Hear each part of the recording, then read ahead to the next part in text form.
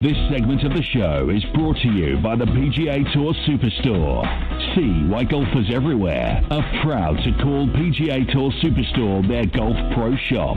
Visit them online at pgasuperstore.com. Now, back to you, Chris.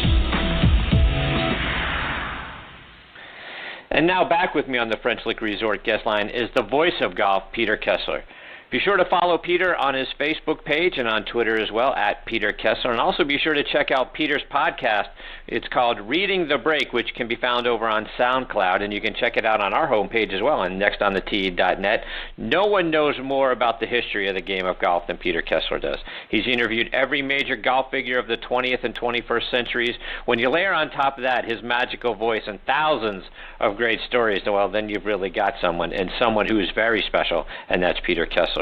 There are some great contributors, folks, to the game of golf that are in the World Golf Hall of Fame, people like Frank Cherkinian and Peter Allis, Henry Longhurst.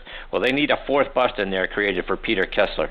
He is just a treasure of the game of golf, just as much as anybody else has ever been, and I am honored that he is back with me tonight here on Next on the Tee. Good evening, Peter. Happy New Year, my friend. I'm writing down everything you said as furiously and as quickly as I can. I think I've got it. I'm going to read it to myself every morning when I get up to start my day in a really great way. Thank you, buddy. Absolutely, Peter. So, Peter, I was out on your Twitter page, and I saw that you have Dustin Johnson's 436-yard tee shot that he almost holed, by the way, as the greatest shot of all time, which is surprising to me. Help me understand why you think so. I didn't say that at all. I said pretty much just the opposite, that it was a totally lucky shot. I said it was downhill. I said it was downwind. I said he got 100 yards of roll down. He got a carom 40 yards to the right, and there was nothing about the shot that he'll ever remember, that anybody in the field will ever remember, or anybody who follows golf will ever remember. It was Brandel Chambly who said it was the greatest shot ever. So I took exception to that, and I said exactly what I just said now. And then how about this? 2 days ago, Dustin Johnson comes out and says, well, it was a totally lucky shot. He said, first of all, you got to remember it was straight downhill. I had a 30-yard wind behind my back. It caromed 40 yards to the right. And it was just one of those things. I don't normally hit the ball that far, but all those factors combined to give me a really happy and lucky result. And so I put that on Twitter, and I said, that is verbatim what I said when he hit that shot. So I thought nothing of the shot at the time other than that it was a lucky shot. I have since said that even players who can't break 100 know the difference between a good shot and a lucky shot. So when a figure on the Golf Channel with a national platform who won on the PGA Tour doesn't know the difference between a great shot and a totally fluky lucky shot in a tournament that not one of your listeners right now can email you and say what the name of the tournament is. Not one person knows what the name of that tournament was, and it took place on the side of a hill in Hawaii. Important shots and great shots are done in major championships by great players at critical moments. That was complete nonsense, not worth discussing on any level whatsoever. Yeah, and that's how I would have guessed that you would have thought about it. Knowing you, I think the way that I do, I would have guessed, when Peter Kessler puts together his list of, 5 or 10 greatest shots of all time, they probably all came in a major tournament to win in the final round or something along those lines. I would guess, something like the Nicklaus 1-iron at Pebble Beach, or the Hogan 1-iron at the Open at Marion, or Tiger's chip in '05, or Nicklaus's putt on the 16th in the '75 Masters. Where are you with the top shots of all time? What would you put in your top 2 or 3? Well, I mean, saying that the Dustin Johnson shot was anything special is like saying the greatest pass Tom Brady ever threw was in a 38-7 blowout in Week 3. It's like, what are you talking about? So obviously the greatest shots of all time were Bobby Jones making a 12-footer on the last hole at the U.S. Open in 1929 at Winged Foot after just making a pair of 7s to throw away a lead to get into the playoff the next day, a 36-hole playoff that he won by 23 shots. then I would look at Gene Sarazen's double eagle in 1935 when he holed his Turf Rider 4-wood from 230 yards on the 15th hole at Augusta National for a 2, playing with Walter Hagen, who said, "Hurry up, Gene, I've got a date tonight." Bobby Jones was watching from behind the green, one of 25 people. Byron Nelson was playing 17, and he saw the ball go in. So 4 seminal figures out of 25 or 27 people saw that ball go into the hole. But what people forget is he still had to make 3 pars to get into the playoff.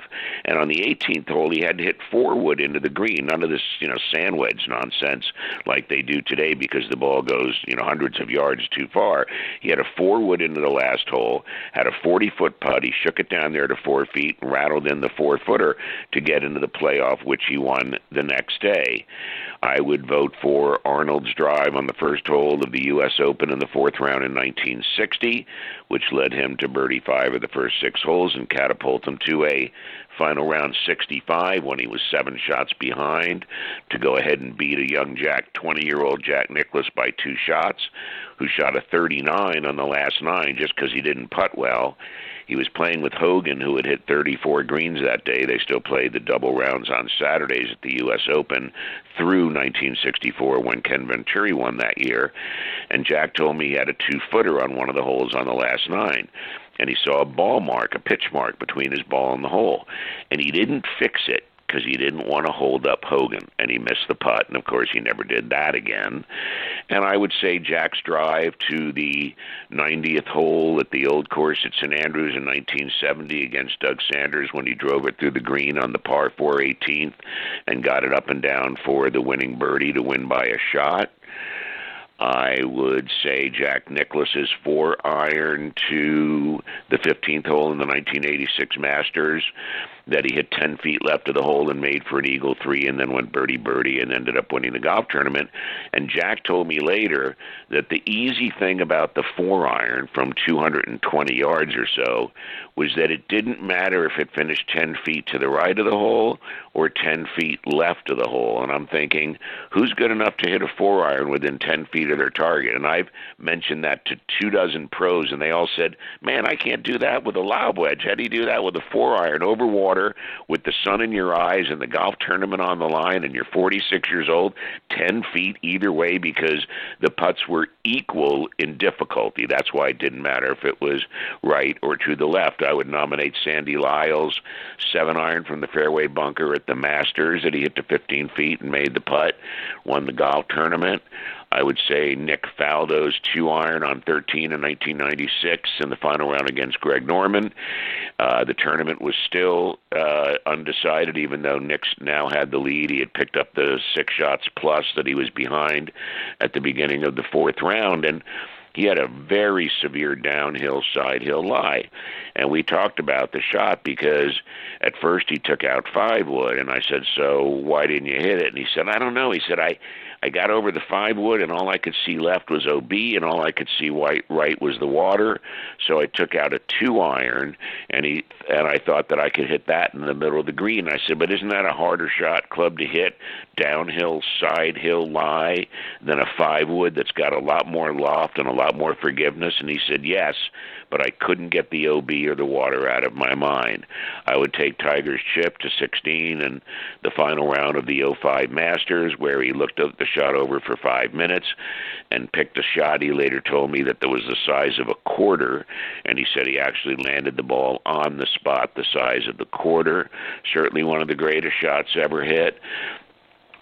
So, there's a list right there. I think if you want to pick something recent, I would say that the eagle putt that Jordan Spieth hit at the Open Championship last year was one of the most timely, absolutely unbelievable daggers of all time in major championships. It helped him finish 5 under on the last 5 and beat Matt Kuchar, who was 2 under on the last 5. So that was an audacious putt and, one of the super-duper shots. And Jack Nicklaus, 1972 U.S. Open, 71st hole, hits the flagstick with a 1-iron. The ball drops 4 inches away. Was pretty special. So there's a pretty good list for you. I don't know how many it is, but it's a whole bunch. It's a whole bunch. Those are all fantastic. And Peter, I also saw a back and forth you had with someone on Twitter about Mark Rowe, about him being the most dishonest player ever. Remind our listeners who Mark Rowe is and why you think so. Well, Mark Rowe is a journeyman English pro. He was the one who famously forgot to switch cards with Jesper Parnevik at the 2003 Open Championship, and Mark shot 66 and Jesper shot 81, but they didn't switch cards, so Jesper got the 66 in theory and signed for a lower score than he had, so he's DQ'd, and Mark signed for a higher score than what he had, and the 81 stuck. And I played in the 2006 Dunhill Links Championship, which is like the Pebble Beach Pro-Am, and you play the Old Course, Carnoustie, and Kingsbarns on the first 3 days, and then the 20 low two-man teams out of 168 two-man teams get to play the Old Course again on Sunday with the 55 low pros and ties. And in 2002, I played with Thomas LeVay, and I was a 6, and in the first round I shot 75 at the Old Course, I shot 75 at Kingsbarns, I shot 79 at Carnoustie, and we made the cut, but he missed the cut. And he was the only player who got to play on Sunday who missed the individual cut, and I shot another 75 on Sunday at the Old Course, and I won him $25,000 that he wasn't going to get. And I walked up to him after the round, and he couldn't have been happier about the whole thing and thanked me a million times. And I said, so where's my cut? And he said, oh, did you recently turn pro? So every time I see him, we have a good giggle about that. So I'm in 06. I'm playing with Spanish player Francesco Luna, I think was who it was, and Mark Rowe was playing in his final event of the European tour of his whole career, and he was playing with Billy Getty, the great-great-great-grandson of the famous William Getty, who never stopped talking, and Rowe never stopped talking. It was, oh, my goodness gracious. So we're playing the Old Course in the first round, and I'm playing okay, and my partner's playing okay, and we come to the most famous hole on the course, the par 4 17th. It's a par 5 for regular play, but a par 4 in the Open Championship. And so Rowe hits, like most players do on that course, his drive into the left rough, because when you play off of the 17th tee, you got to hit it over the corner of the Old Course Hotel, and it's just a very daunting shot. And you know if you push it a tad, you could hit the hotel, and if you clear the corner of the hotel and you push it, you could end up out of bounds. So most players miss left. So I missed short and left and hit a second shot just short of the green with a hybrid. And Mark Rowe, being a professional, was longer than I was, and he was in the left rough. And he didn't notice that I was standing 10 feet behind him when he bent down and just picked his ball up out of a horrible lie in the left rough, and then called to my partner, who was 75 yards further down the hole. He'd already hit his second shot and was walking towards the green, and Mark Rowe waved his arms like, hey, I'm taking a drop, and Luna just, waved his hand like, hey, do whatever you have to do. So Rowe takes a drop. You have to remember, it's the Old Course. There's no such thing as an embedded ball at the Old Course. The ground is so hard at the Old Course that your feet, the first time you play the course, actually hurt. The soles of your feet hurt. I've never played anywhere else that's the case. It's concrete. You couldn't have an embedded ball lie. If you put the ball on the ground and stepped on it, it wouldn't go down. So he picks up the ball out of a bad lie, drops it, then bends down again and picks the ball up again and puts it on and puts it in a great spot on a big tuft of grass and plays his shot to the green. So I'm stupefied, and then he turns around and he sees I'm standing there and that I've obviously seen the whole thing, and he totally imploded. We got down to the green, and I had laid my second shot just short of the green, and Rowe, with the perfect lie, had hit the middle of the green with a good shot, probably about a 6-iron. And I hit a running chip from the right side of the green to about 10 feet past the hole, which I had for 4 for 3. because I'm getting a shot on that hole for my team. So it's my turn to putt, and I go over to my marker, and I start to put the ball down, and Rowe goes, "Are you going to putt? Are you going to putt? Peter, what are you doing? What are you doing, man? Let's go. We've got to keep this thing moving along. Are you going to hit your putt, or you're not going to hit your putt?" And I looked at him, and I gave him a look that said, "We've got some serious issues here," and he shut up, and I went ahead and hit my putt and made my putt. We finished the 18th hole. We go into the scoring trailer. So I know he is DQ City because of what he did by twice doing something illegal on the 17th hole and telling my playing partner, Luna, who was keeping the card, that he made a 4. And I stood right there to make sure I heard him say it. So I watched Luna write down the 4. We get into the scoring trailer. And for the first time that I'd ever played in a tournament, including the Dunhill Links with LeVay or anybody else, I didn't personally check the scorecard after Luna handed it to me and said, "This is fine, you can sign it." Normally, I was meticulous, the exact opposite of Roberto DiVincenzo, who, of course, didn't really look at his scorecard that he signed at the Masters in '68. And if he had looked at it, he would have seen the fact that there was an error on the card, that he was given a par instead of a birdie on the 17th hole. But he had a history, including the day before playing with Bob Goby, who won the Masters tournament. Goby said, I heard that Goby said he never saw anybody look at a card so quickly. He said, Roberto didn't even look at the card, he just signed it. So I signed the card. It starts to rain, so we stay inside the scoring trailer till the rain stops.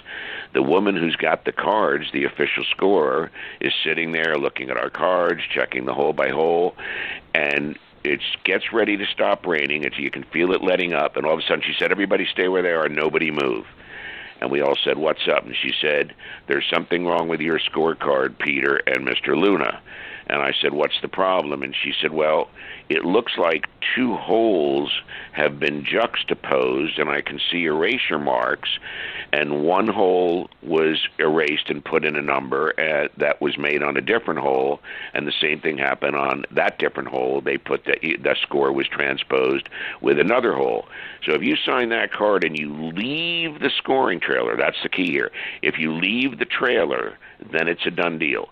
As long as you're inside the scoring tent, they can fix anything that they need to fix if there's a hole-by-hole mistake. So if it hadn't rained, we wouldn't have known that Mark Rowe erased the 2 scores, transposed them, and Luna looked at him like, what in the world was that, Mr. Rowe? And Rowe looks at him and goes, "Oh, I'm such a stupid. I can't believe it. What an idiot I am." And I sat there and I thought, do I call for a rules official? Do I bust him? It's an easy bust. He definitely gets DQ'd because he signed that card now. And we're getting ready to leave the trailer. And should I let him leave the trailer and call in a rules official? And I thought, it's his last tournament ever. He'll be totally humiliated if I call him out on this. I'm a guest here. I don't want to cause a ruckus. I'm very good friends with the guy who runs the tournament, Johan Rupert, who owns Knightsbridge, which is Dunhill and Cartier and a number of other luxury brands. I had played in the tournament several times. I had made the cut with LeVay. I knew a lot of people there, and I didn't want to make a scene for me. So I didn't want to humiliate Mark, and I didn't want to cause a ruckus. And I never regretted anything that ever happened to me on a golf course more than not busting him at the time and not doing the right thing. And what happened subsequently was, because you're paired with the same other twosome for the first 3 days, I had to play golf with him for 2 more days. And he did everything he could to make me uncomfortable. If I got over a putt, he made sure he got in my peripheral vision.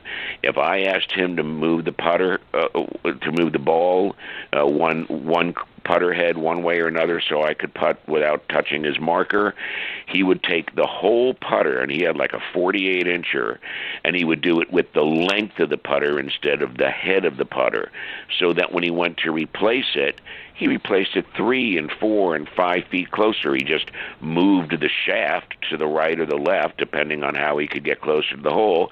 His partner never said anything. Luna knew what was going on, never said a word, and I just couldn't believe it. I didn't let him ruin my week, but it was the most dishonest display of cheating I've ever seen, and I can't even think what's in second place, other than an incident years ago when two guys were in the finals of my club championship, and one of the guys hit his ball into the rough, and we all looked for it for 4.5 minutes, and he screamed out, "I've got it," just as his opponent screamed, "I've got it." So he dropped the ball in the rough, and he got busted, and he quit the club, and he literally moved, and nobody ever saw him again. So that was pretty awful. But this was crazy. This is a professional tournament. I think Mark finished around 25th for the tournament. And after the tournament was over, I went up to him and I told him everything that I saw happen. And I told him I was now going to go to the tournament organizers, that I knew it wouldn't affect his standing because it was after the fact and everything has been signed. But I wanted to make sure that the people who ran the tournament and the European Tour knew exactly what they had been dealing with. And when I went to the organizers of the tournament, they said to me, "We know all about him." And so that's what happened with Mark Rowe. And the only reason I raised it was because a writer friend of ours, Scott Michaud, told a story on Twitter about Alice Cooper stealing his golf ball, that they were playing in an event, and Scott hit his ball, and it landed on Alice Cooper's tee. And he saw it land there. And he walked over, and then he said, "Does anybody see a ball?" And Alice Cooper went, "No, haven't seen anything." And the writer in his group, who was Steve Elling, later confirmed at lunch to Scott that Alice, in fact, had actually picked up the ball and put it in his pocket, and it was now a free Callaway, and that Alice had lied about it. And I said, "You think that's good? Have I got a story for you?" And so I told the Mark Rowe story, and some people said, "Why did you bring it up?" And I said, "Because somebody brought up a cheating story," and I said, "I've got one too."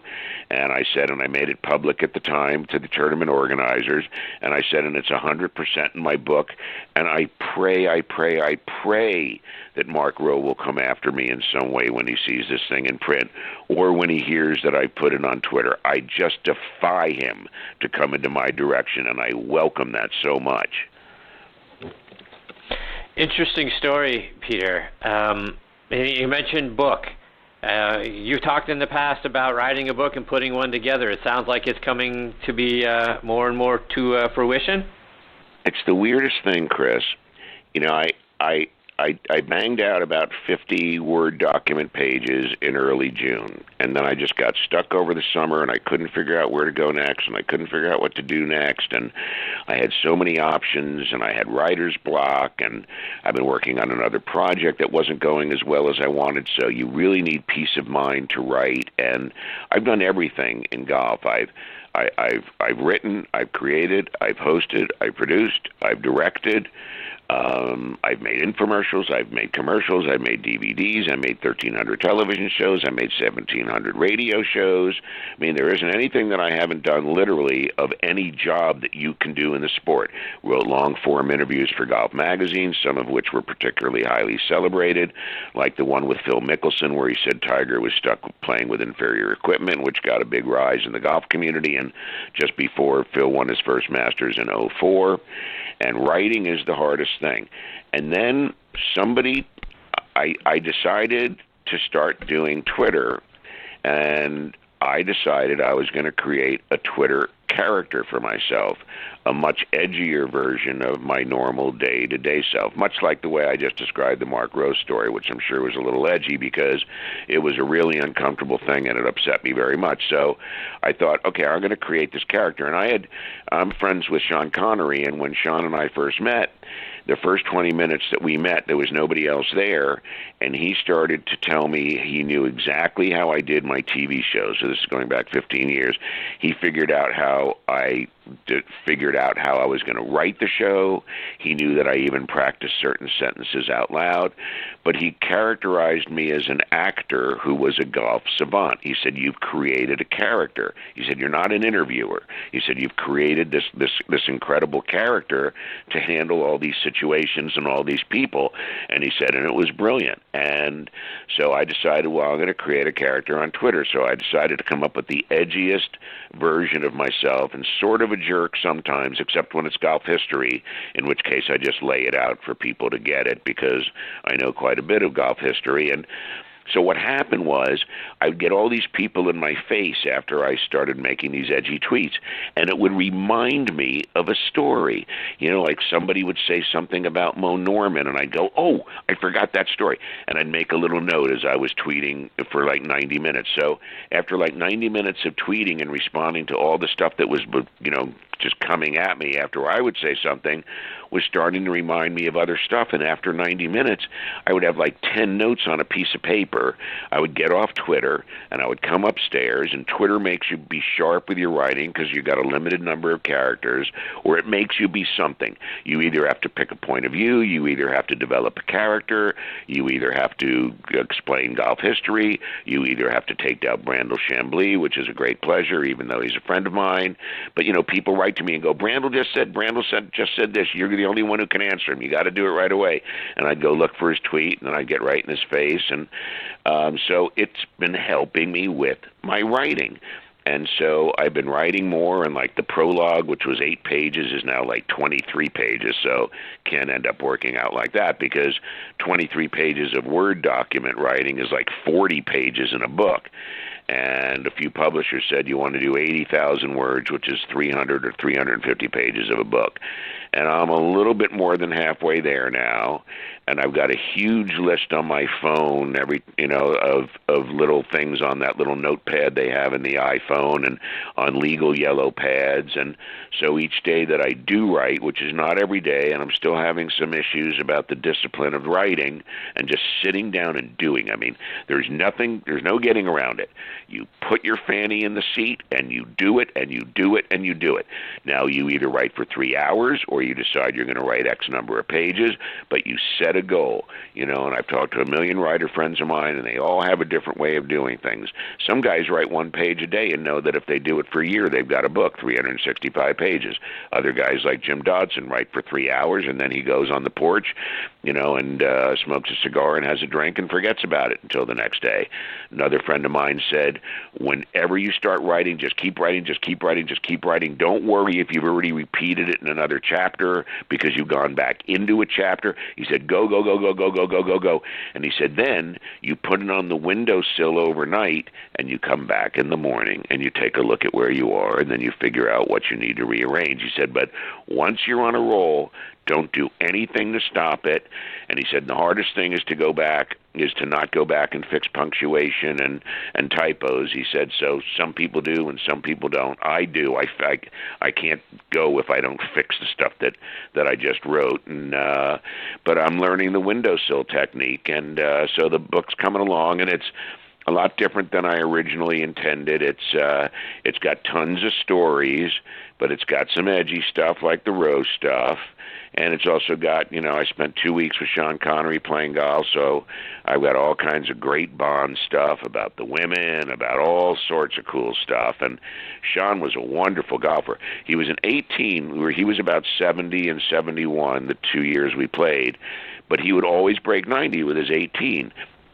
And he very rarely said, give me a 7. He could get in front of most greens in one stroke under regulation. He could get it within 50 yards on a par 4, but he was a really good little wedge player, and he left himself a lot of 15-footers from 50 yards, and sometimes he made them and sometimes he didn't, but he was almost always in the hole, and he made lots and lots of 5s and the occasional 4, and he was shooting 86 or 87, but really good short game, really understood that he had to rely on good pitches from 35 to 50 yards in particular, and he rarely dumped one, he rarely bladed one, he rarely left 30 feet. He was really good about leaving 15 feet or less, and it was a pleasure. And he was fantastic company, and I was told not to bring up Bond.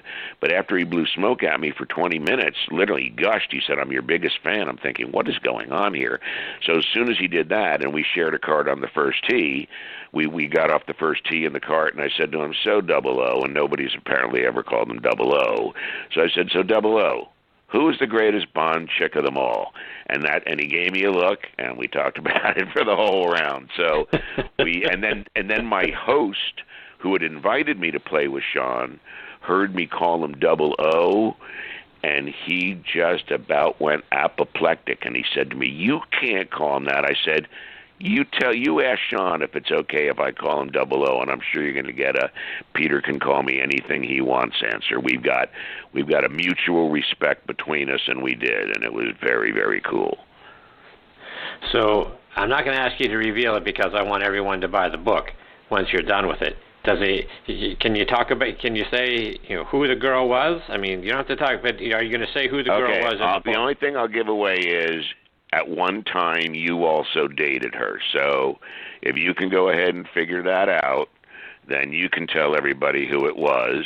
But it was one of the all-time greats, and it was Ursula Andress, who was Honey Rider in Dr. No, which was the first Bond film, and they were in a private compound in Kingston, Jamaica, and she was married to John Derrick, who was a photographer and an actor and a producer and a director.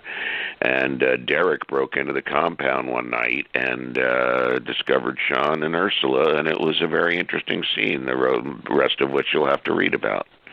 Absolutely. Couple more, Peter, before I let you go. Sure, buddy. President Clinton was an avid fan of your show, Golf Talk Live, on the Golf Channel. He taped it every day. One day, the White House has, the VCR breaks, so he can't tape the show. Do you mind telling that story? Well, I think you told it. When his golf teacher was a guest, I can't remember his name, on one of my shows, the teaching show that I had, Academy Live on the Golf Channel, where I had 400 teachers over 8 years, and my game went from a 2 to a 22. I literally couldn't play after a year, and it was just too much information, and I had one swing thought literally for 20 years, and it was Disasterville. But he said, "Clinton watches all your shows." And I said, "Seriously?" And I said, "Well, I'd like to meet him." I said, "Because I'd like him to come do a show." I said, "He's an avid golfer, and we won't talk politics or anything that would be uncomfortable for him, just like I do with everybody else. Never put anybody on the spot except Arnold once, and that didn't work out very well." And so he told me, he said he tapes the Monday night show, not all my shows, just the interview show called Golf Talk Live, where I had every great player of the last century except Ben Hogan, who was too sick, and of course the few fellows who had passed away like Jones and Walter Hagen. But I got a lot of those guys who were born in the early part of the century. I got the two of the three boys from 1912, Byron Nelson and Sam Snead, and Gene Sarazen, born in 1902. And, so I was pretty lucky. And so one day the White House calls, and I get paged in the studio. I don't know what I was doing because I wasn't there very much except for the shows. And they said, "Peter Kessler, come to the phone." So I went to the phone, and somebody said, "This is so-and-so from the White House, and our VCR didn't work last night. And could you send us the show you did with whoever it was the night before?" And I said, "Seriously?" And she said, "Yeah, deadly serious." She said, "Bill will not, the president will not be happy if we don't have this tomorrow, and I don't want it to be my fault." So I said, "No problem." I said, "I'll make a copy right now. We'll send it overnight." And years pass, and I'm playing golf where I play golf here in Orlando, Florida, where I live. And I walk into the men's washroom after a round to go wash my face. And I walk up to the sink, and who's standing at the next sink brushing his tongue with a toothbrush, literally, which I found out later is a really healthy thing to do, is Bill Clinton. And I look in the mirror, and he looks in the mirror, and he goes, "Peter." And for some reason, I went, "Bill," instead of "Mr. President." And he said, "Man," he said, "I was so upset when you got canned from that." He said, "That was the craziest thing I ever saw." He said, "I did a lot worse things as president than criticizing somebody who did the wrong thing." He said, "I didn't care who it was." He said, "That was completely insane." He said, "I wanted to be on that show." He said, "If there's anything I can do to help you get back on TV," he said, "you do not hesitate to get a hold of me." And he gave me a card that just said Bill Clinton, and it had a number on it. It didn't have former president, just said Bill Clinton, and it had a phone number. That was it. No email, nothing else.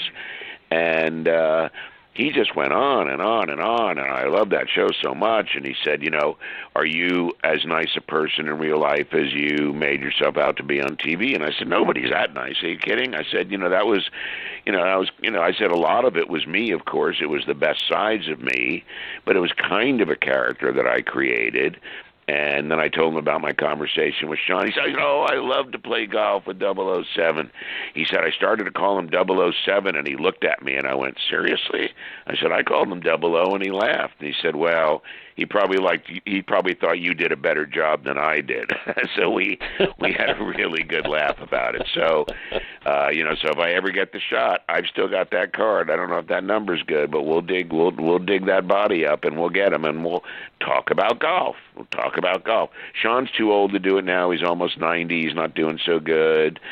I tried to contact him when I heard it was his son that was making Tommy's armor, and I sent him a note and just begged him to introduce me to his son. And I said, there's never been a golf movie because there's never been a good golf consultant on the set to keep the producer and the director from getting into trouble.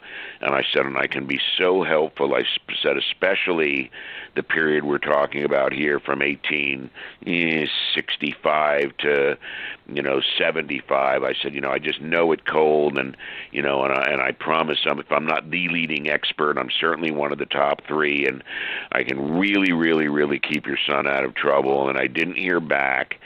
And somebody told me later that he never did get the note because I kind of asked, and somebody went to him and said, "Did you ever get it?" He said, "No, I didn't get it." And but it was tragic. It was a horrendous film. The beards were terrible. They didn't know who old Tom was. The accents were wrong.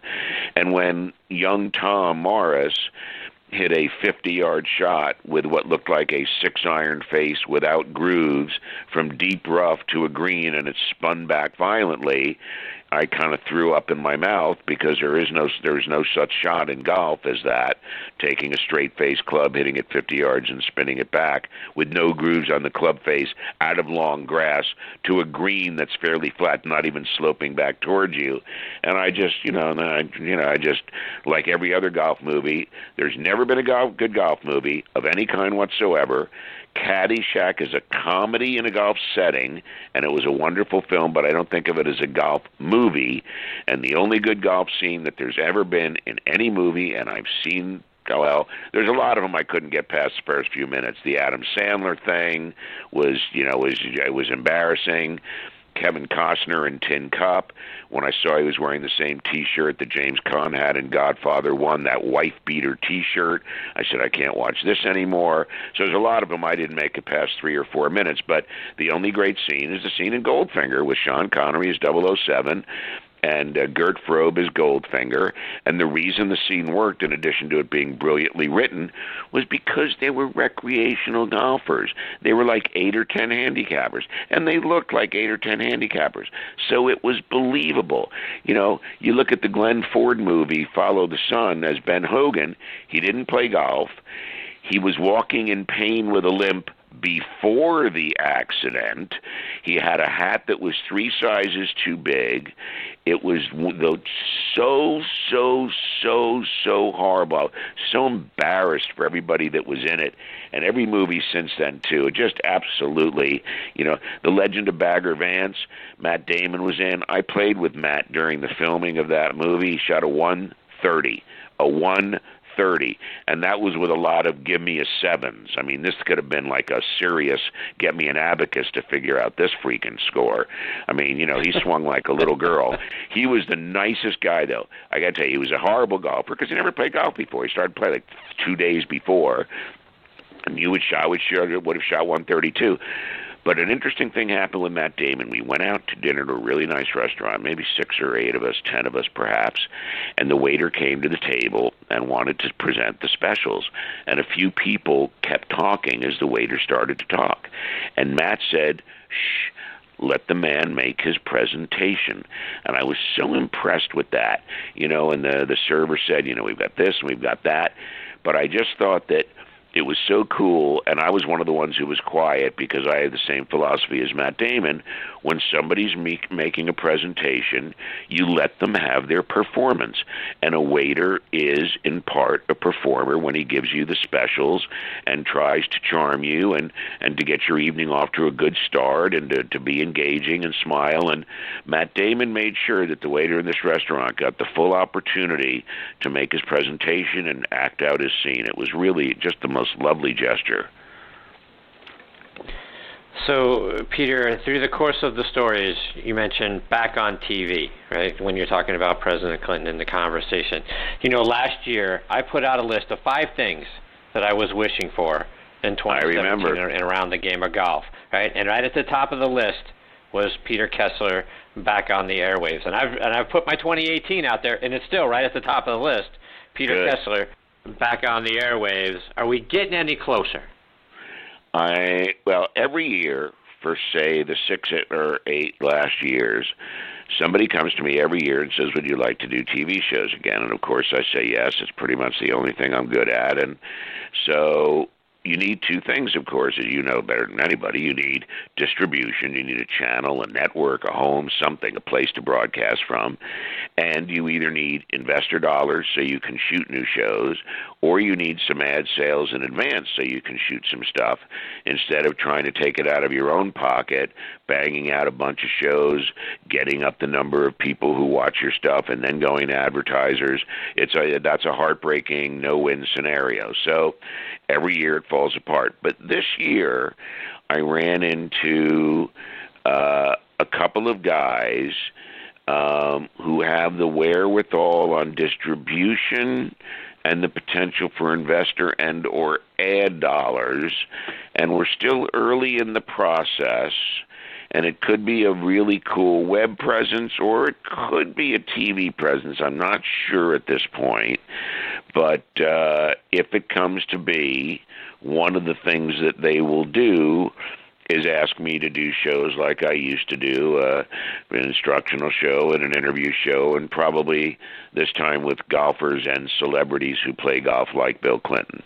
And but it's nowhere near done. It's you know, we might as well call it we're at the starting line, but I've got the right people surrounding me, so it's still a long shot. But if it happens, I'll get to do what I'm good at, and it'll be a lot of fun, and I don't think I've forgotten how to do it, and you know, and I've certainly stayed sharp on golf history, and that's kind of why I like the Twitter thing, because somebody always says, you know, Bobby Jones wasn't as great as they say, and then that just lights a fire under me, and then I go, okay, now make sure you do it edgy. Don't be real nice, but teach them golf history. But, you know, if it's a jerky thing to you, then you jerky thing to them back and really kick the stuffing out of them. And I get so many direct messages where people go, you're the only guy on Twitter who tells it like it is. You're the only honest person on Twitter. You're the only reason I'm on Twitter. You're the best follow on Twitter. My father loved you. And I write back and say, your father loves me? Give me his number. Give me his name. I'll call his cell phone tomorrow. And they go, really? And I go, definitely. I said, you know, I said, anybody who says they don't like it when somebody says I'm a big fan, that's just a total lie. I said, unless you're somebody like Tiger and that's all you hear. I said, but in my life, you know, it's always been proportionate. You know, if I go to a golf course I've never been to before, 6 or 8 or 10 people will approach me over the course of the day, either in the pro shop or around the first tee or when I come in and have a bite to eat or whatever. You know, the guy who's the marshal will always know me because, you know, he's retired, and so he's going to be older than me, and he's going to have been familiar with my stuff and be a big fan and all that sort of stuff. So, you know, I really like all of that. And so when somebody says their dad's a huge fan, give me the name, give me the number, I'll call him right now if you want me to. And I've done it a bunch of times. And last year, a friend of mine said, you know, I keep meaning to get you to call my dad. And I said, when I've asked you 6 or 8 times for his number, give me his number. And we didn't do it at the end of a dinner that I go to every 6 weeks. A friend of mine for 28 years has been holding a gentleman's dinner where he invites 20 guys every 6 weeks, and he asks sort of 2 questions, and everybody around the table's got to answer them like, How were you like your dad? What did you not do as well as your dad? What did you do better than your dad? I mean, some stuff that you have to think about it.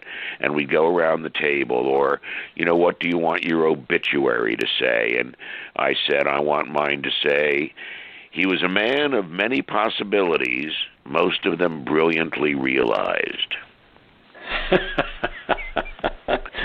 Which was actually Noel Coward's epitaph, which he chose for himself. Peter, if I'm not your biggest fan, I'm certainly in the top 3, and I would take you over Tiger. You're definitely a top 3, no question. Nobody's nicer to me online than you are. I mean, you put these things out every week. I wish I had your disposition. You put out the nicest things every week. You say the nicest things about me, the Hall of Fame thing. I was so flattered. I hope you get back on TV thing. I was so pleased. I was so thrilled. I was so flattered again there. You have me on the show. You blow smoke at me, but I know you mean it. And I love doing the show. And really, to turn it on its head, you do so much stuff for sports and for charity, and then the stuff with the armed forces. I mean, you make such a big contribution, and you give everybody else the credit and stuff. I mean, you're just freaking great at what you do. You're a great researcher. You're a great interviewer. You're a thoughtful, decent, good human being, and everybody knows that. They know that you're just a good man, and there's not a lot of good men, and you certainly are one of them. And so I'm really thrilled that we have this relationship, and I'm always pleased when you think well of me, because when a good man thinks well of you, it means so much more than if it's just Joe Schmo that might not be a really good man. And you're a good man in the biblical sense of the word, and in the classic sense of the word, and in the literal sense of the word. And so, a compliment from you just means so much, and I feel like you've accomplished so much in your efforts to draw attention to things that are important to you, all of which are good, and all of which are right, and all of which are true. So I'm just thrilled that I'm your friend. Wow. That might be the nicest thing anyone's ever said to me, and I appreciate that more than you can possibly imagine, Peter. Thank you for that very, very much. And you're a great man. And as you know, it's certainly reciprocal. And one of the things that this show, and I do another one on the football side, but one of the things that I still pinch myself over is that I can send you a text message and it's me. That to me, to think that Chris Mascaro was in Peter Kessler's contact list still blows me away. To even think what are you talking about? I wait for those damn things. I go, well, how come he hasn't called me? I don't hear from him. So actually, it's just the opposite, because I get one. I go, about freaking time the dude called me. I haven't been on for a few months. He has, was he forget? So I look forward to those. No, I don't just answer them. I'm waiting for him, dude. Well, I appreciate that very much, Peter. You're fantastic. You know how much I love you. I appreciate the time tonight, Peter. And thanks, buddy. And just so you know, one of the things that you've taught me about doing this show, or any interview, to be honest with you, is something that I always keep in the back of my mind, because I always hear your voice in the back of my mind when I'm doing an interview, because I think my job is ask a question and then get the hell out of the way and let you or whoever my guest is go. And that's something that you've taught me that I have always kept, whether it's on this show or it's on the other one, to know a good interview is me saying very little and then getting out of the way so that my guest can say a lot. And there's nobody else I would rather say a lot than you. Well, and that's the job, as you know that I know. And, a really good interviewer will ask a really good question and then get 6 or 8 minutes in return. And I know that's what you want from me. And I know that I need that much room. I need the full canvas to get out all of the stuff and make the historical reference and the connection and the tie-in. And I need time to do that. And Herb Wynn, the great writer, said, man, it takes me 5,000 words just to warm up. So I'm always appreciative that you just lay back and you let me do what you want me to do, which is to entertain your listeners. And I'm always thrilled to do it, and I love the feedback. I appreciate it, Peter. Take care, my friend. Happy New Year. I hope this year too brings everything that you are looking for and that I'm wishing for you. So take care, my friend. We'll catch up soon. You're so sweet. Thank you, Chris. Take good care, buddy. That's the great Peter Kessler, folks. And as you heard on, about the Twitter piece, go check him out. You got to follow Peter at Peter Kessler. It's very easy. At Peter Kessler on Twitter. You can also find him on Facebook. There's just no one like him, no one better than him, and anything that he has done. And if there's an interview Hall of Fame, and there is. Right, there should be a wing in there. That's got more representation in the Pro Golf Hall of Fame. But Peter Kessler's bust certainly belongs right there.